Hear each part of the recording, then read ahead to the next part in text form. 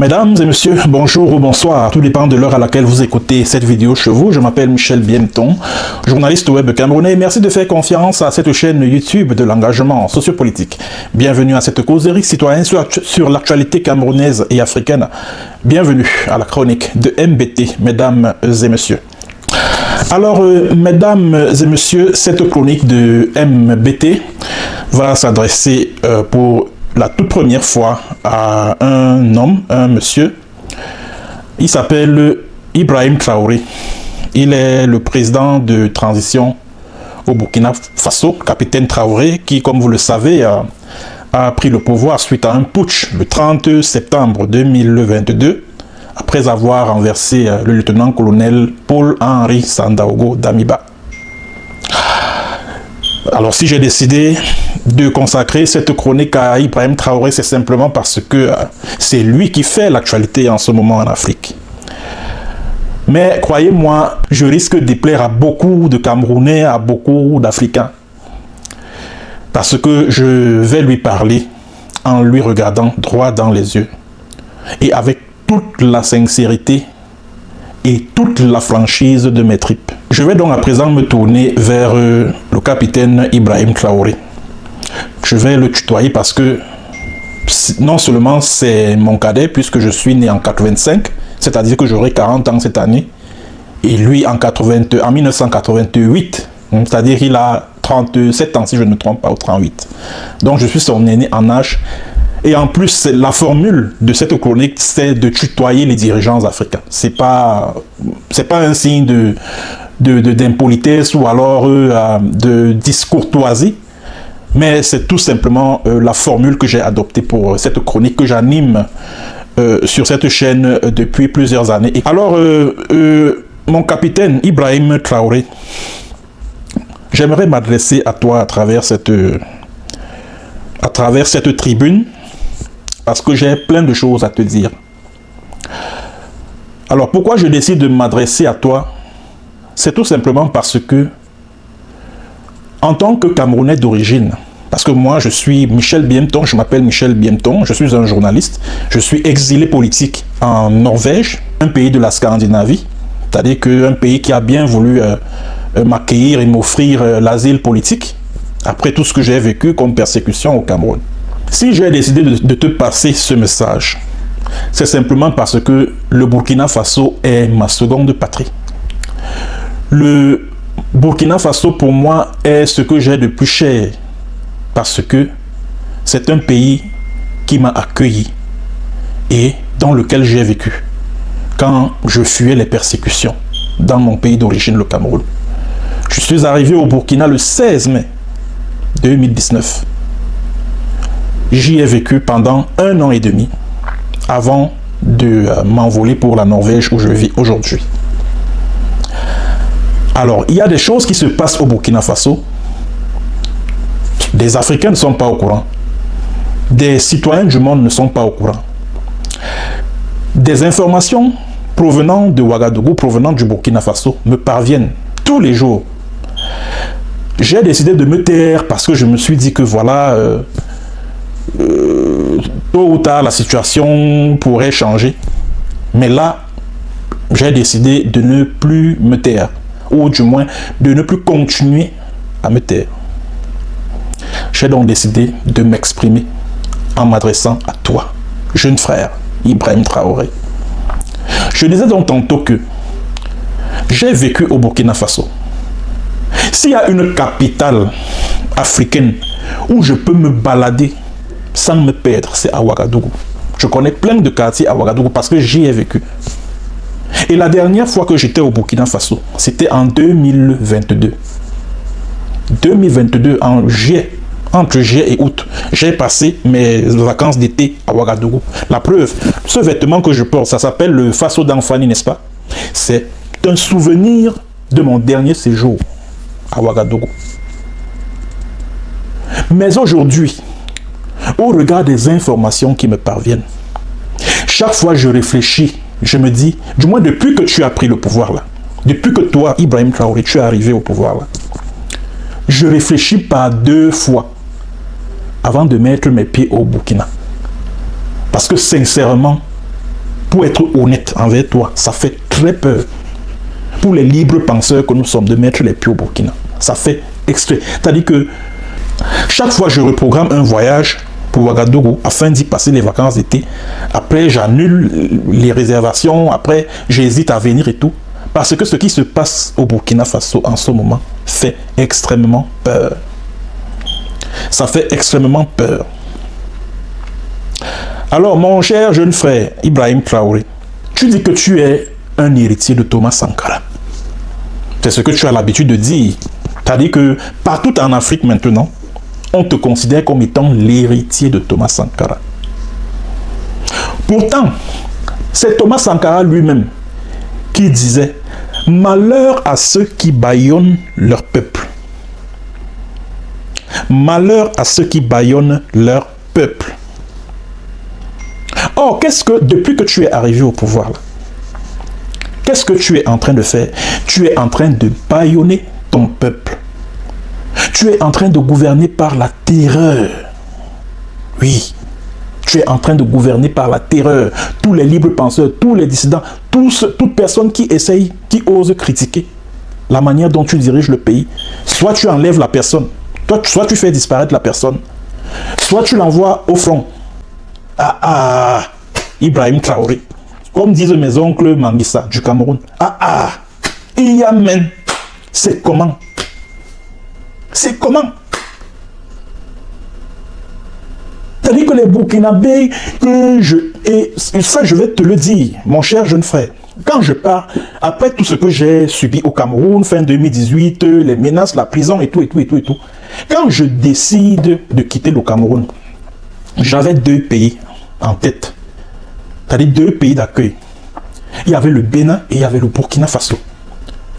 Au niveau du Bénin, il y a un compatriote qui vit en France. Bon, c'est lui qui m'avait dit qu'il avait un ami qui vivait au Bénin et qui était prêt à m'accueillir. Et par la suite, cet ami, à ce grand frère-là, s'est désisté et a estimé que non, il ne pouvait plus me recevoir chez lui, etc., etc. Voilà pourquoi je décide de venir au Burkina Faso. Et je décide de venir au Burkina Faso, pourquoi?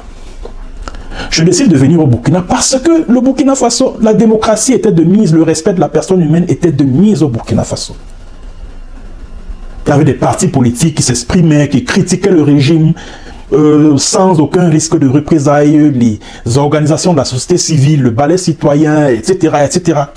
Et je me souviens quand j'arrive au Burkina Faso, je me suis rendu au siège de ballet citoyen. Ils m'ont très bien reçu. Sous Damiba. Et là, nous sommes sous l'ère de, comment il s'appelait, Rochma Christian Kaboré. Je suis reparti au Burkina Faso en 2022, sous Damiba. Mais sous ton air, j'avoue que pour venir au Burkina, là, vraiment, j'ai très peur, honnêtement. Très peur. Et si au moment où je partais du Cameroun, là, le Burkina Faso, c'était toi, mon jeune frère Ibrahim Traoré, si c'était toi qui étais à la tête du Burkina Faso, je ne viendrais pas. Je ne viendrai pas. Parce qu'à chaque fois que je me dis que si les services de renseignement du Cameroun, ou que ce soit la DGRO, que ce soit la CEMI, sont au courant que je suis à Ouagadougou, là, avec la gouvernance actuelle, mais ça ira très vite. Très vite, je serai très facilement livré au service secret camerounais. Donc il est mieux que je n'y aille pas. Et cela fait 3 ans aujourd'hui que je n'ai plus mis pied au Burkina. Pourtant, je m'étais dit, chaque vacances d'été, il faut que je me rende en Afrique, plus précisément à Ouagadougou. Puisque Ouagadougou, comme je le disais tantôt, c'est la seule capitale en Afrique où je peux me balader sans me perdre. Parce que je connais bien Ouagadougou, j'y ai vécu pendant 1 an et demi. Je suis parti de Ouagadougou le 24 novembre 2020. Ah oui. Donc, mon très jeune frère Ibrahim Traoré, tu es en train de terroriser le peuple du Burkina Faso. Tu es en train de gouverner par la terreur. Et tu dis que tu es sur les traces de Thomas Sankara. Tu dis que tu es sur les traces de Thomas Sankara. Et parlant des enlèvements, des disparitions forcées, des réquisitions forcées, tous les journalistes les défenseurs des droits humains, les membres des balais citoyens, les Rasmane Zitnaba, les Bassirou Badjo, que tu as envoyés au front là. Ça fait plus d'1 an. Pourquoi ils ne retournent pas chez eux? Pourquoi? Il me semble que même dans vos histoires de militaires, là, quand on envoie un contingent sur le front de guerre, parfois c'est pour 3 mois, 6 mois ou je sais pas moi. Et par la suite, il y a ce qu'on appelle la relève, non? Mais d'où vient-il qu'on prend des civils? On enrôle de force parce que quand on parle de la mobilisation générale dans des pays qui sont en situation de conflit là, c'est volontairement. C'est volontairement que les citoyens décident de s'engager au sein des forces de défense et de sécurité pour défendre la patrie, pour défendre l'intégrité du territoire, la sécurité du pays. La mobilisation générale n'est pas ciblée, genre parce que tel est critique envers le pouvoir. Allez, on le réquisitionne pour qu'il aille porter les armes afin d'aller combattre les terroristes. Non, ça ne se passe pas comme ça. Ça ne se passe pas comme ça. Et ceux qu'on a donc envoyés là-bas depuis, qu'on a enlevés pour envoyer au front, pourquoi ils ne rentrent pas? Pour quelle raison? Sont-ils même encore vivants? Je pense à mon ami Laras Mané Zitnaba. C'est même lui qui m'avait accueilli au ballet citoyen là. C'est lui qui m'avait accueilli. Il s'est marié il y a, je crois, 3 ou 4 ans. Puis après, allez, tu l'as envoyé au front. Depuis là, il est où? Pourquoi il ne retourne pas pour s'occuper des siens, de sa famille? Pourquoi? Mon très cher jeune frère Ibrahim Traoré, toutes ces personnes que tu as fait enlever, c'est-à-dire que qui sont disparus, on ne sait pas où ils sont. Où est-ce que tu les as gardés? Où est-ce que tu les as mis? Les Kalifara Serré, les Adama Bayala, même la fille de Bassoli, la Yasmine, et tout ça. Tous ces gens-là, ils sont où? Est-ce qu'ils ont accès à un avocat? Est-ce qu'ils ont accès aux membres de leur famille? Est-ce que leurs familles savent même où ils se trouvent? Est-ce que tu permets au moins qu'ils prennent des nouvelles de leurs? Bon, moi je ne suis pas... Parce que vous savez, en Afrique, les kidnappings, les enlèvements, moi j'en suis une victime, j'en ai souffert au Cameroun. C'est-à-dire que interpeller les gens sans mandat, sans convocation, rien là, c'est monnaie courante dans les républiques bananières d'Afrique. Bon, mais maintenant, mon souci avec toi, mon jeune frère Ibrahim Traoré, c'est que tous ces gens que tu enlèves là, que tu as, c'est-à-dire que tes services de renseignement là, font enlever là. Hein? Est-ce qu'ils sont présentés devant un juge? Quand tu décides donc de faire enlever des gens, il faut que tu fasses en sorte qu'ils s'expliquent devant un juge. S'ils ont commis, je ne sais pas moi, une infraction, un crime ou un délit, eh bien, qu'ils s'expliquent devant un juge. Oh, tu envoies tes services de tes agents secrets pour les enlever. Et puis ils disparaissent comme ça. Les mois passent, les mois s'en vont. On ne sait pas où ils sont. Les familles ne sont pas au courant de ce qu'ils deviennent. Sont-ils morts, sont-ils vivants? On ne sait pas. Mais quelle est cette façon de gouverner par la terreur?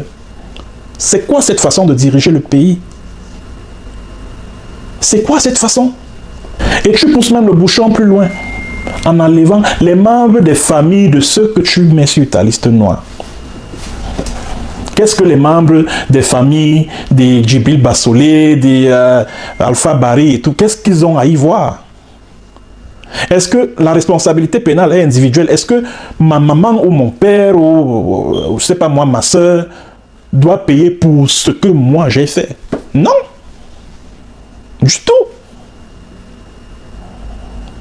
Et avec ça, tu dis que tu veux ressembler à Sankara, tu incarnes Sankara. Tu parles de révolution. Quelle révolution? De quelle révolution parle-t-on là? De quelle révolution?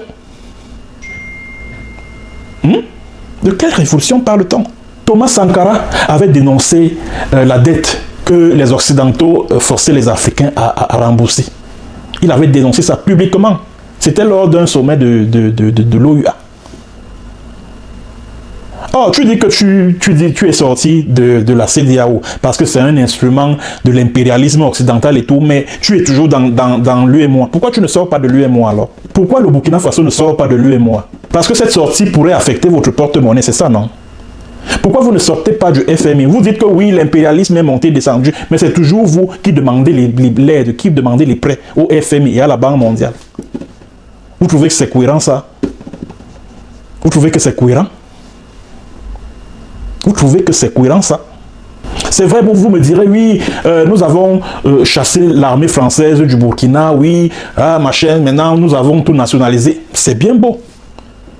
C'est bien beau d'avoir tout nationalisé, d'avoir, je ne sais pas moi, confié l'exploitation de l'or aux nationaux, etc., etc. Mais où va l'argent de cet or-là? Où va l'argent de cet or-là? Et vous dites, et toi, Ibrahim Traoré, tu dis que le Burkina Faso s'est affranchi de l'impérialisme. Et en même temps, tu offres des permis d'exploitation de l'or à tour de bras à des entreprises russes. Donc, c'est-à-dire on a déshabillé Saint-Pierre pour habiller Saint-Paul, quoi. C'est-à-dire qu'on expulse un colonisateur pour accueillir un autre, quoi. C'est ça? Non, j'aimerais que ceux qui m'écoutent viennent là en commentaire et me disent qu'est-ce que Ibrahim Traoré a de révolutionnaire.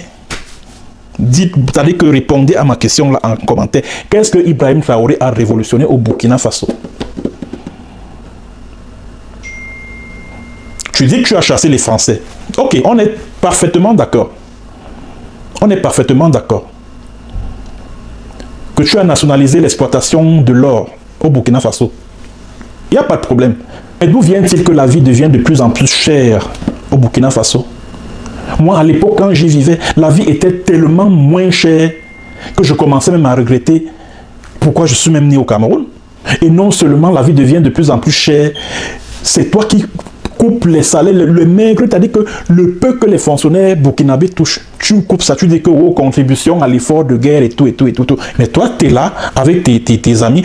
Et autre chose également, j'ai failli oublier cet aspect. Tu dis que tu incarnes Thomas Sankara, mais Thomas Sankara n'a jamais dirigé le Burkina avec que les membres de sa famille.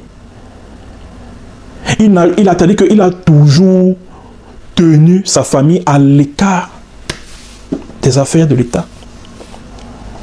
Or, qu'est-ce que toi, mon jeune frère Ibrahim Traoré, tu as fait? Tu as pris les membres de la famille, tu les as remplis à la présidence. Le chargé des affaires présidentielles, là, à Koulouba, c'est ton petit frère. L'ancien ministre de la Défense, que tu as nommé ambassadeur aux États-Unis, là, c'est ton oncle. Sankara ne l'a jamais fait. Il ne l'a jamais fait.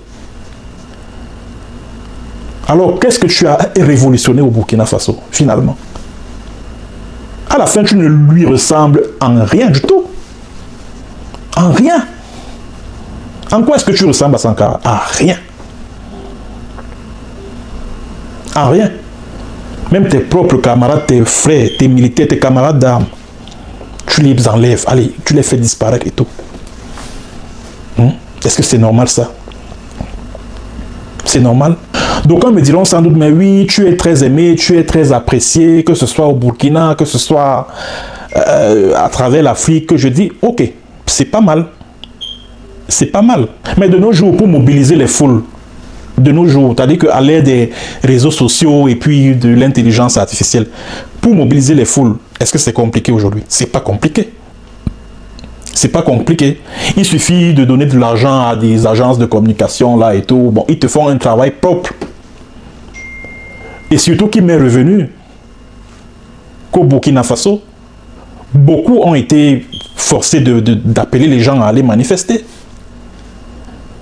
Les artistes musiciens, les influenceurs et autres ont été obligés de faire un poste pour inviter les populations à aller manifester à la place de la révolution. Des élèves dont on a dû interrompre les cours et tout parce qu'il fallait qu'ils aillent manifester.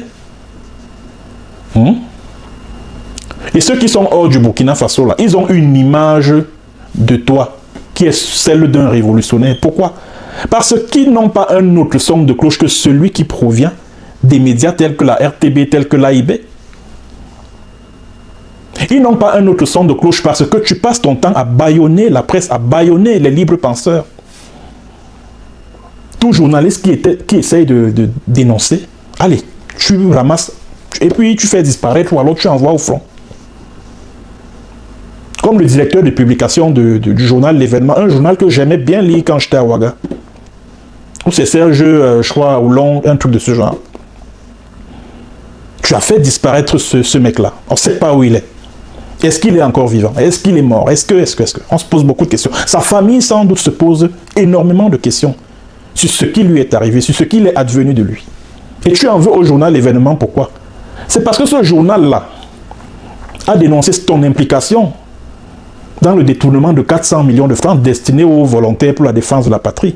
Alors si tu n'as rien à voir avec ça, pourquoi tu ne laisses pas la justice continuer à investiguer sur cette affaire? Pourquoi tu étouffes cette affaire-là si tu n'as rien à voir avec ça, cette affaire-là?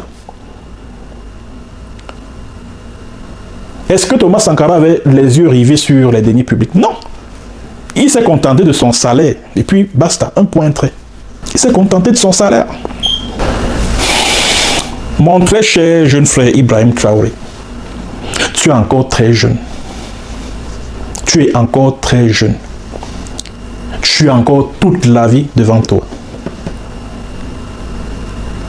Toutes les dictatures ont toujours fini de la pire des manières. Il faut faire très attention. Parce que la direction que tu es en train de donner au Burkina Faso, là, la façon dont tu diriges ce pays-là, les membres des familles de ceux que tu as fait enlever, là, il faut faire très attention. Très, très attention. Tu as peut-être l'impression que les Burkinabés t'aiment, ils t'apprécient et autres. Mais sache que beaucoup donnent l'impression qu'ils t'aiment parce qu'ils n'ont pas de choix. S'ils essaient de te critiquer, de dire un truc qui ne te plaît pas, tu demandes à tes services secrets, aux agents du commandant Yabré, d'aller les enlever. Les jeter dans les villas ministérielles de Ouaga 2000 là. Voilà pourquoi ils sont obligés, ils sont parfois obligés de donner l'impression qu'ils t'aiment, qu'ils t'apprécient en tant que leader. Mais tu dois faire extrêmement attention. La tyrannie, là, la dictature, c'est comme un produit qui a une date de mise en vente et une date de péremption. Et quand arrive la date de péremption, c'est la catastrophe. Mon très cher Ibrahim Traoré, évite d'entrer dans la poubelle de l'histoire à travers les actes que tu es en train de poser. Parce que tous les dictateurs, je n'en connais pas un seul qui a quitté le pouvoir par la grande porte. Je n'en connais vraiment pas. Je n'en connais pas. Tous ont fini par la petite porte. Ce qui s'est passé dans un passé récent au Burkina Faso même, commençons même d'abord par le Burkina Faso, ton pays là, devrait t'enseigner. Blaise Compaoré, ton lointain prédécesseur, a régné au Burkina pendant 27 ans. Avec tout ce qu'il a eu à faire à Sankara et tout, les Djendéré et tout ça là. Où sont-ils aujourd'hui, les Yassine Kafando? Où sont-ils? C'est-à-dire, ils ont régné tels des tyrannos, des despotes. Où sont-ils aujourd'hui? Où sont-ils? Qui se souviennent même encore de leur existence? On sort du Burkina, on arrive dans un pays comme le Tchad. Il y avait un type là-bas qui se comportait de la même manière que toi. Il s'appelait Hissène Habré. Il avait un camp, c'est-à-dire qu'il avait une police politique appelée la DDS, qui faisait usage de la torture, qui affamait les détenus et tout. Et pour finir, quand il a été renversé par Idriss Déby, quelques années plus tard, il s'est retrouvé en train d'être jugé à Dakar, au Sénégal, pour crime contre l'humanité. Et durant son procès, il n'a pas dit un seul mot. Un seul mot. Et comme qui dirait, qui ne dit mot comme ça, donc ça veut dire qu'il reconnaissait. Il se reconnaissait dans toutes les accusations qui étaient portées contre lui. Voilà pourquoi il n'a rien dit pendant son procès. Des cas comme cela, je peux en citer jusqu'à demain. Parce que les dictateurs finissent toujours par sortir par un trou de souris. Donc, cher jeune frère Ibrahim Traoré, évite de te réserver un tel type de sortie. Il faut qu'après ton pouvoir, que l'Afrique, que le monde entier retienne que tu as été un vrai révolutionnaire. Parce que beaucoup d'Africains aujourd'hui que ce soit en Afrique, que ce soit partout à travers le monde, ont une image assez positive de ta gouvernance. Pourquoi? Mais c'est grâce à la propagande que tu entretiens. Mon très cher jeune frère Ibrahim Traoré, il me semble que le Burkina Faso, si je ne me trompe pas, est membre de la Cour pénale internationale. Tous ces enlèvements-là que tu es en train d'ordonner, tous ces enlèvements, ces réquisitions forcées, ces disparitions forcées, ça s'appelle crime contre l'humanité. Alors tu risques d'en répondre un jour ou l'autre devant la CPI. Il faut faire très attention. Très, très attention. Ça vaut pour toi comme pour Oumarou Yabré, le commandant Oumarou Yabré, qui est le patron des services de renseignement burkinabé. Ça vaut également pour Aziz Pagmorda, qui est le chargé de la sécurité présidentielle à Koulouba. Faites très attention. C'est-à-dire que le climat de terreur que vous faites régner à Ouagadougou, là, ça va vous retomber dessus comme un boomerang. Il faut faire attention. Bon, moi j'ai dit ce que j'avais à dire. Je ne reviendrai plus là-dessus. Je ne reviendrai plus là-dessus parce que, comme vous aurez sans doute l'occasion de le constater, sur mes différentes plateformes, que ce soit sur Facebook ou sur YouTube, je ne parle que de mon pays, je ne parle que du Cameroun. Je parle rarement de ce qui se passe hors du Cameroun. Rarement. Même ce qui se passe au Burkina Faso, là où j'ai vécu, j'évite. J'évite d'en parler. Quand moi j'entends certains de mes compatriotes camerounais dire oui, Ibrahim Traoré, oui, vraiment le panafricain, moi je dis tant mieux, mais en même temps, connaissant la réalité du terrain, je ris. Hein. Je ris, je me dis, ces gens-ci, ils ignorent beaucoup de choses. Ils ignorent plein de choses. Plein de choses. Bon, mesdames et messieurs, c'est ce que j'ai voulu dire par rapport à l'actualité au Burkina Faso. Merci d'avoir suivi, merci de partager la vidéo au maximum. À tous ceux qui ne sont pas encore abonnés à ma chaîne, eh ben, il suffit de cliquer sur le bouton s'abonner et par la suite sur la cloche de notification pour ne rien rater de nos prochaines éditions de la chronique de MBT. Allez, portez-vous bien et au revoir.